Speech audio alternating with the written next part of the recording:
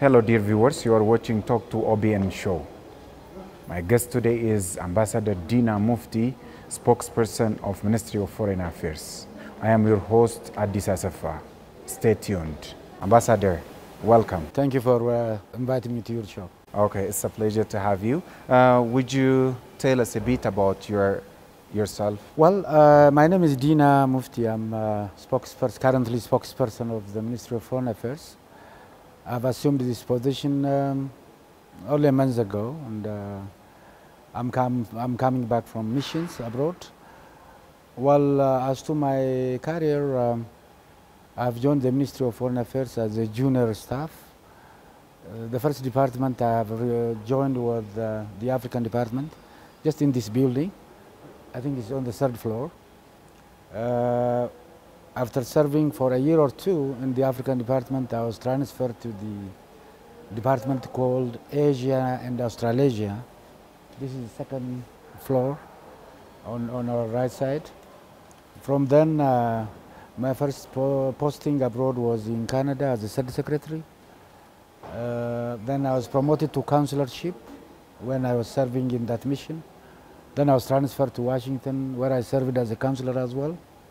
Then came back home and to the ministry again, where I served as a director of the press and information.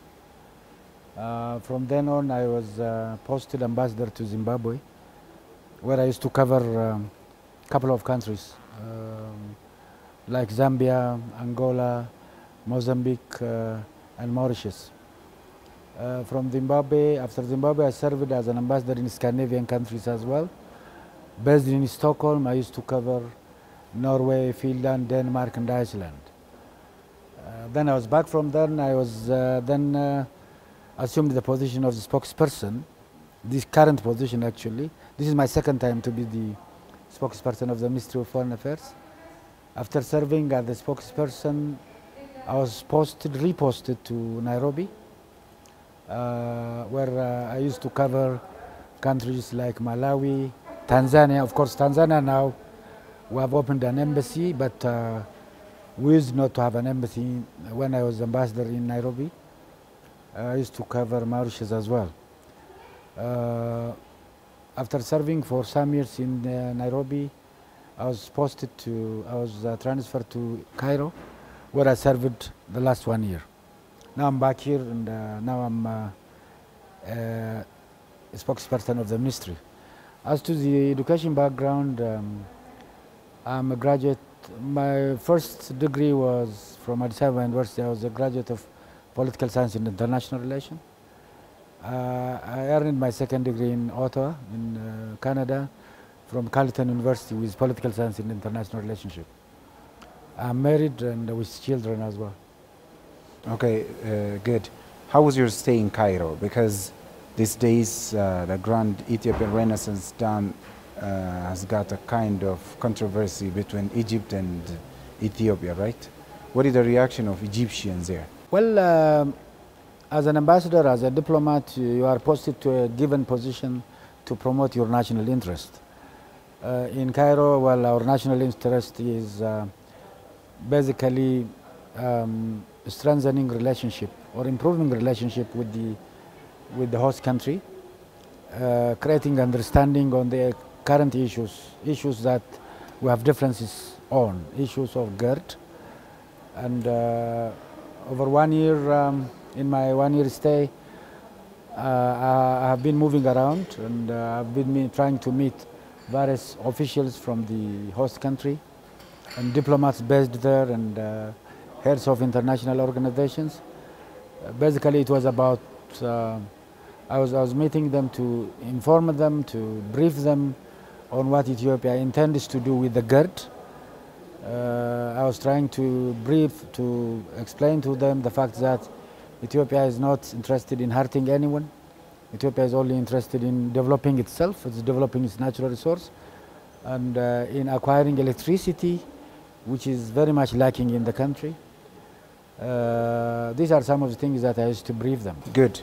The past 2 years were the limelight of Ethiopian diplomacy. We can mention some. For instance, the long time for Ethio-Eritrean case resolved and the South Sudan case between Machar and Salva Kiir was ushered by Abiy Ahmed.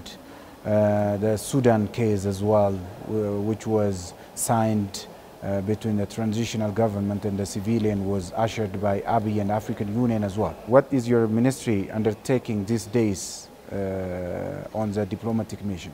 Well, the very unique characters of our diplomatic activities over the last 2 years has to do with the reform process that is going on in the country.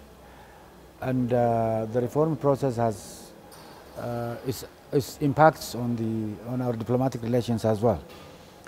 The fact is that the rapprochement between Ethiopia and Eritrea, rather the improvement of the relationship between the two countries, is actually a milestone in the diplomatic history of our relationship with Eritrea. Years on, we remember in the past we have had confrontations, we had war. After we stopped war and confrontations, there was a time which we used to characterize as no peace and no war. And our security forces, our military had been engaged on the border on both sides. There was confrontations and tensions. That tension had an impact on the region as well. That has been improved. That is, in fact, is a milestone. It's a big achievement in the history of our diplomatic relations with our neighboring countries. That has an impact also on the relationship between Eritrea and other neighboring countries. Eritrea and Djibouti, Eritrea and Sudan, Eritrea and other, Somalia as well. That, in fact, re-engineered our interest of fomenting integrations in the region. It has strengthened that one, the spirit of cooperation among the neighboring countries. That has also a sounding effect on the rest of the world as well. Africa has a very good appreciation for it. There is international acknowledgement of that also through the Nobel Prize that had been given to our Prime Minister, His Excellency Dr. Abiy Ahmed. It was a culmination of the diplomatic, political, and other achievements that have been that have been in fact registered. It was an acknowledgement of that, and that had been culminating itself through the Nobel Prize actually. So that has been basis for us for stepping our relationship with the rest of the world as well, because we are in our policy. The need for strengthening our relationship with the neighboring countries is critical, and that achievement, that step, that milestone has already helped us also to strengthen our relationship with the rest of the world, and it's a big achievement as well. The $5 billion mega project, which is the Ethiopian Grand Renaissance Dam, is under completion, right? However, Egypt is showing dissatisfaction on the filling and annual operation of the dam, right?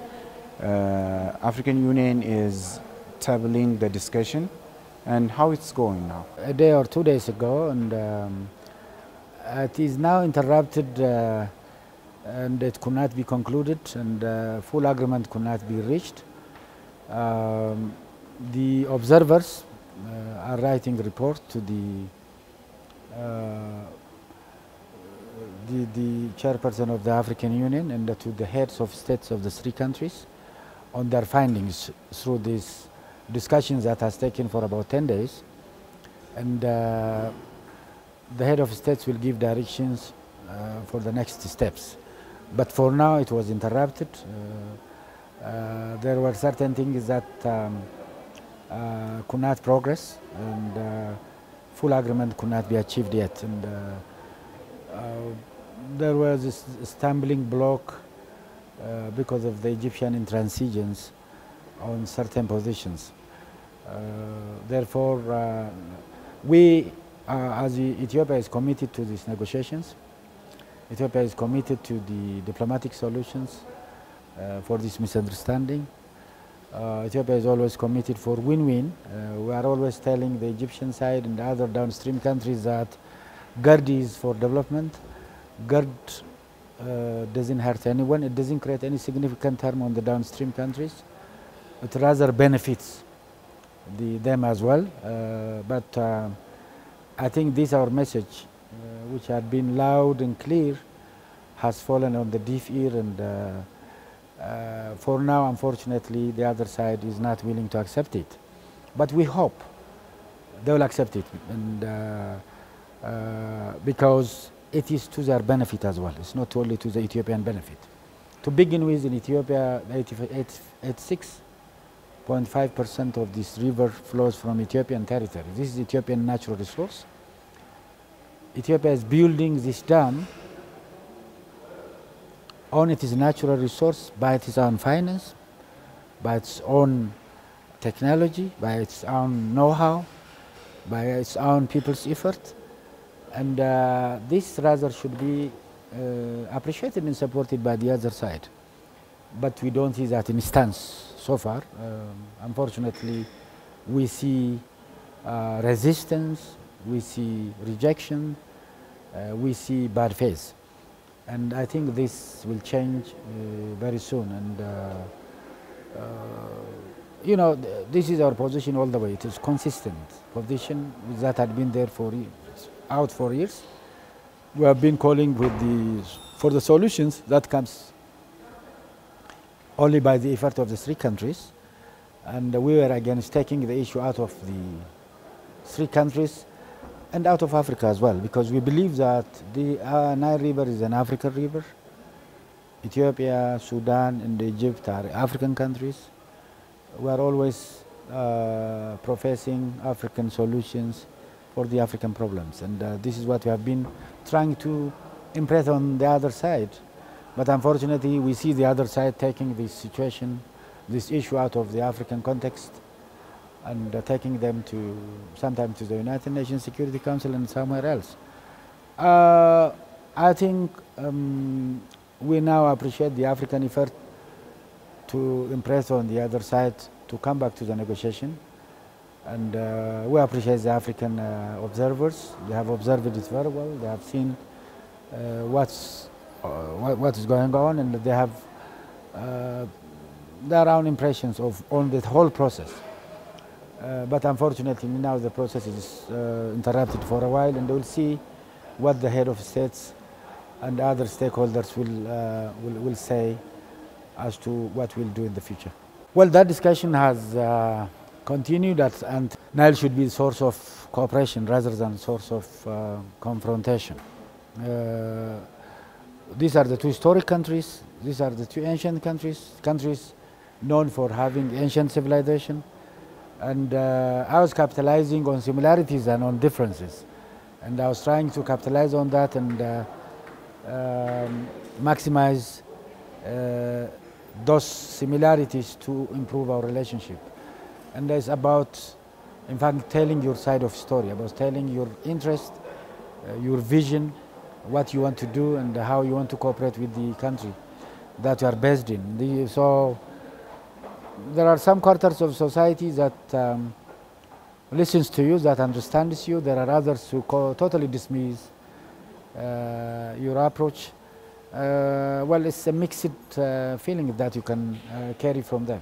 The role of African Union, is that only observing the negotiation or delivering a decision? They are not only the African Union that is observing the negotiation right now, the negotiation which is interrupted now. The Europeans, the Americans were also observing. On top of that, African Union has also assigned some technicians that have a know-how of the dam and the whole, things related with these negotiations. And for now, they have been observing it, and their role is observing and, in fact, coordinating or impressing on each of us to come to the negotiations and giving good office for this. Why the dialogue tabled by the USA and World Bank failed? They could not prevail. It didn't fail because of the Ethiopian position. It failed because of the position of the other side. They misconstrued the whole process, and there was an attempt of imposing some agreements on Ethiopia without Ethiopia's will. Uh,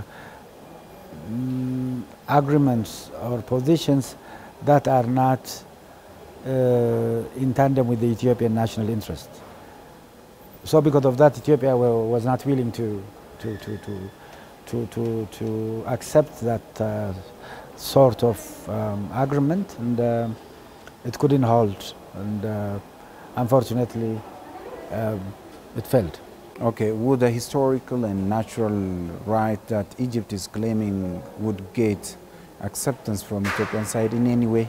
No, it cannot be, because you know the Nile has riparian countries. All riparian countries have rights of using this natural resource, and there was a colonial agreement that had been signed between Egypt and the then colonial power, which allotted 55.5 billion cubic meters of water to Egypt. Egypt had a lion's share, and only 18.5 billion cubic meter to the Sudanese, and the rest, other riparian countries, have got nothing at the time. One, the other riparian countries were not party to this agreement. Two, this agreement, this treaty was unfair because it gives a lion's share only to one country, and it doesn't consider the principles of equitable and rational utility of the natural resource of the transboundary river. So therefore, the other side tries to mask the historic right. You know, they want to mask this colonial treaty, this unfair. Regarding Declaration of Principles, Egypt, Sudan, and Ethiopia signed it, right? Yes. By reaching on agreement, right? But later on, these days, Egypt is violating that. The sense of the agreement was fair and equitable utilization of the Nile River, right? Yes. While knowing all this, why Egypt is asserting unfair claims these days? Basically, they know the answer, but it's misguided perceptions of the situation, and it is anomaly. It's actually something that should be rectified. All we wish is actually, I want to reiterate it, we want to strengthen our relationship with Egyptians. We want to create understanding with Egyptians. We want to work together with them. There are a lot of opportunities. There are a lot that we can do together as neighboring countries. The unfortunate instances that we see in this regard is not tenable, is not something that we desire, but it's something that we should live with it. Could you explain the Nile hydropolitics generally? It has a lot of aspects, but there is one thing that we can generally say. Well, you know that Nile hydropolitics had been there for years. It had been there from the pharaonic days. And we have a narrative about this. Our narrative is that Nile is a source of cooperations for the riparian countries. Riparian countries can do a lot of things by way of coordinating their efforts so as to promote their economic interest on the Nile River. They can do a lot by way of using this natural resource in the way it can serve the interests of their people. They can use this natural resource in the way it can help them overcome poverty and prosper their nations. The hydropolitics is the politics in which we find ourselves right now. This is a politics that at times creates suspicions by downstream countries, the suspicion we see now, and this somehow involves others as well. We see the other side bringing in others. For example, taking this issue to the Arab League and trying to enlist the Arab League in this politics is something that we see. Now the Egyptian tour to the United Nations Security Council is also part of this Nile hydropolitics, and with Nile issue, there are a lot of things that we can say. Egyptians are very pretty active on narratives regarding the Nile River. Sometimes they just say Nile is a gift of Egypt, right? But when it comes to Ethiopia, we never go beyond singing or telling a fairy tale about it. Why we failed to do so? Well, you are right. There are Egyptian narratives that had been there. Some of these narratives are not based on the objective reality. Like, for example, claiming Nile to emanate only from Egypt and not to emanate from Ethiopia is also some of the narratives that you can see. There is an attitude there which I have witnessed when I was there. Some of their population even claim Nile doesn't emanate from Ethiopia. There are some people who still believe that Nile emanates from Aswan, from Egyptian territory. This is one narrative. Another narrative is that they claim Nile is also only their river, which is not true.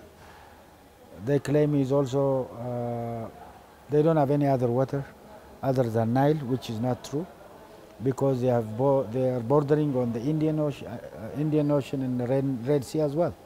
There is a sea water, which they can use it actually. Perhaps you may need it to salinate that water. They have also an underground water. That underground water also is there, and they can use it. Some of them claim there is no underground water because they are presenting Ethiopian narratives of the GERD. Ethiopian narrative of the GERD, which is about development, about cooperations, and other positive measures. Currently there are Ethiopians who are voluntarily contributing to promote this issue and to, in fact, advance Ethiopian narratives abroad on the GERD. There are voluntary Ethiopians who do it, and the ministry coordinates them as well. In fact, mainly ministry does its activities of promoting Ethiopian interests through its embassies and consulate offices abroad, and through other affiliated institutions, individuals, and other bodies as well. Not only Egypt, Sudan also has got its own complaint, right? Can we say Egypt and Sudan got the same complaint? No, the Egyptian and Sudanese positions is not exactly identical. They can have some similarities, but their positions is not identical. With regard to Sudanese, the Sudanese I know very well that Sudan is benefiting from the Ethiopian constructions of the dam. We know that there had been huge flood in the Sudanese territory, and that flood could be stopped because of the Ethiopian dam here. Sudan used to spend a lot of money. We have been putting a lot of efforts out to clear sedimentations. That sedimentation is stopped because of the dam. So Sudanese have other benefits as well. On top of there is also a chance, an opportunity of getting cheap electricity from the Ethiopian dam. So Sudanese have benefits, Egyptians as well. Well, I don't believe they have similar positions with regard to the issues at hand. I would like to wrap up my interview here. Thank you for watching. Have a wonderful time.